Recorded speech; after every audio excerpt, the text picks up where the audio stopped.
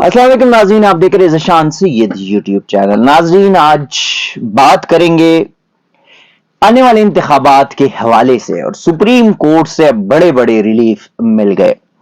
सबसे पहले बात करेंगे कि मरियम नवाज का हल्का इन 119 खतरे में, कैसे बताएंगे।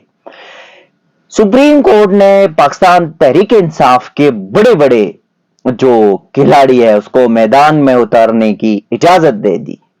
कौन कौन शामिल है ये भी बात करेंगे। तीसरे नंबर पे बात करेंगे चीफ जस्टिस काजी फाइज ईसा के पीटीआई के साथ बदनीयती या कुछ और टसल या बदला, इस पे भी बात करेंगे। तो आइए सबसे बात करते हैं कि लाहौर में पाकिस्तान मुस्लिम लीग नून के जो नायब सदर है मरियम नवाज, उनका हल्का N119 खतरे में है। खतरे में कैसे हैं? वो ये कि पाकिस्तान तहरीक इंसाफ के कारकुन बड़ी एक्टिव कारकुन रही है और है भी। 9 मई के वाकयात में जेल में भी है और उन्होंने मरियम नवाज के मुकाबले में हल्का N119 से इंतखाब लड़ने का ऐलान किया था। रिटर्निंग अफसरान, फिर उसके बाद अपीलेट ट्रिब्यूनल और फिर उसके बाद लाहौर हाई कोर्ट ने उनके कागजात जो है वो मुस्तरद कर दिए थे।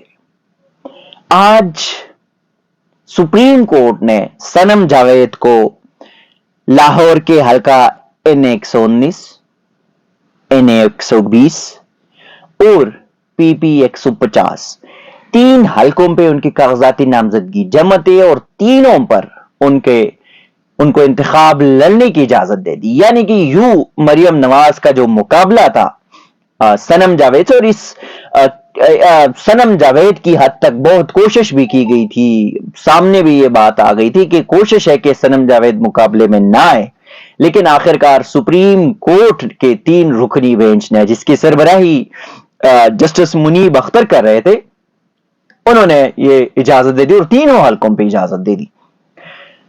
पहली बात तो यह कि जस्टिस मुनीब अख्तर जो है वो उमर अता बिंदियाल के जाने के बाद और फिर प्रैक्टिस एंड प्रोसीजर बिल के बाद पहली बार वो किसी बेंच का हिस्सा बने और वो सरबराही में बने, तो उन्होंने सनम जावेद को इंतखाबात लड़ने की इजाजत दी।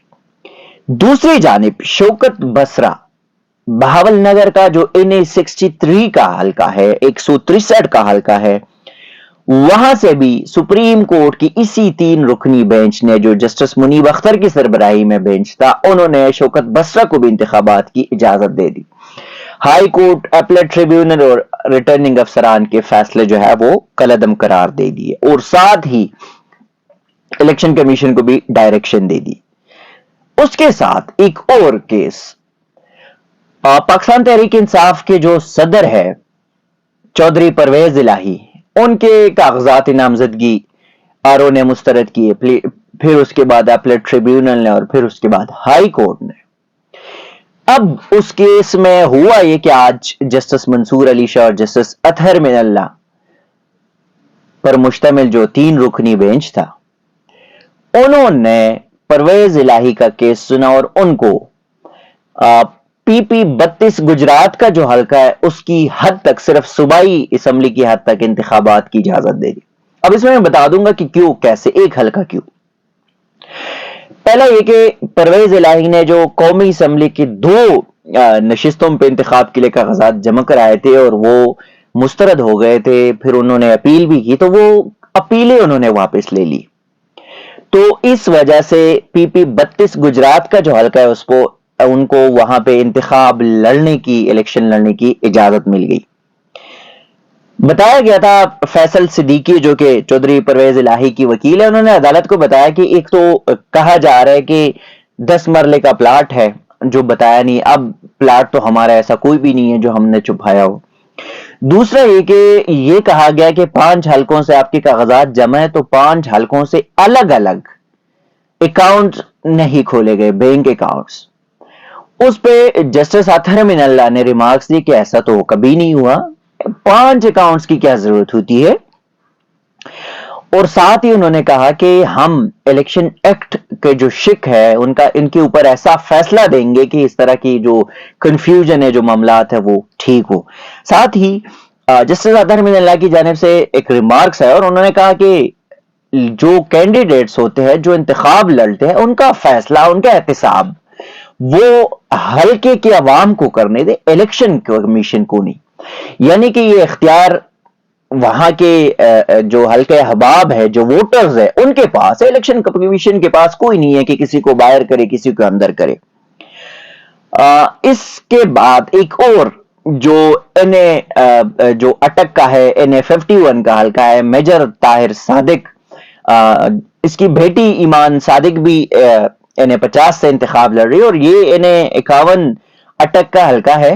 تو اس پہ بھی یہ ہوا کہ آج اس کیس میں بھی درخواست ضمانت درخواست آئی تھی انتخابات کے لیے، اور انتخابات میجر طاہر صادق کو بھی انتخابات جو ہے اس کی اجازت مل گئی، اور وہ ایسے مل گئی کہ وہ بھی اسی بینچ نے کیا، اور اس میں بھی جو کہا گیا تھا کہ یہ مفرور ہے، فلاں ہے، ڈنگا ہے، اور صرف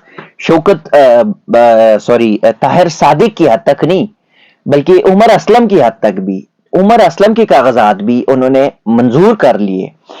اس پہ بھی منصور علی شاہ کی جانب سے ریمارکس آئے کہ چونکہ الیکشن کمیشن نے جب کہا کہ یہ مفرور ہے، تو منصور علی شاہ کی ریمارکس تھے کہ دکھائے نا ذرا کہاں پہ لکھا ہے کہ مفرور شخص انتخاب نہیں لڑ سکتا۔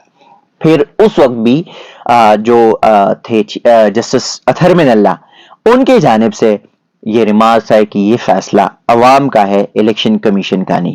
تو یوں چودھری پرویز الہی، شوکت بسرا، صنم جاوید، طاہر صادق، عمر اسلم، ان کے کاغذات جو ہے وہ منظور کر لی گئے، اور یہ تین مختلف دو بینچز میں یہ کاغذات تھے۔ ایک جسٹس منصور علی شاہ کی سربراہی میں 2 کیسز لگے تھے، اور 2 جو کیسز تھے وہ لگے تھے جسٹس منیب اختر کی سربراہی میں، اور دونوں نے ان کو جو ہے وہ الیکشن لڑنے کی اجازت دے دی۔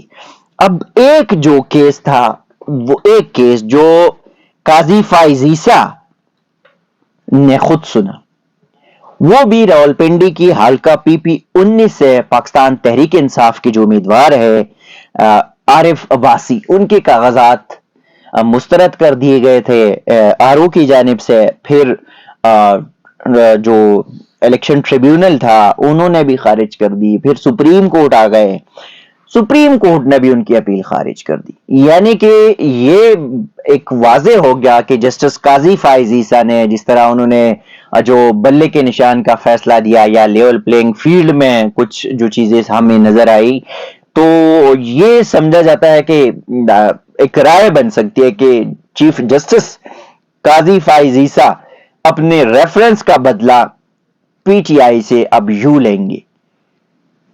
2 بینچز، اس میں 4-5 امیدواروں کو وہ الیکشن لڑنے کی اجازت مل جاتی ہے، اور چیف جسٹس قاضی فائز عیسیٰ کی سربراہی میں جو بینچ ہے وہ ایک بندے کی درخواست جاتی ہے اور اس کو اجازت نہیں ملتی۔ اب دیکھنا یہ ہوگا کہ الیکشن 2024 جو PTI کے بڑے بڑے میدان میں اتر گئے، ان کو سپریم کورٹ نے اجازت دے دی، تو کیا یہ نشستیں کامیاب ہو پائیں گے یا نہیں، یہ کچھ کہنا قبل از وقت ہوگا، لیکن مقابلہ کانٹے دار ہوگا۔ ناظرین اب تک کے لیے اتنا ہی، اسی قسم کی چیزیں آپ کے ساتھ شیئر کریں گے، تب تک کے لیے دیجیے گا اجازت، اللہ حافظ۔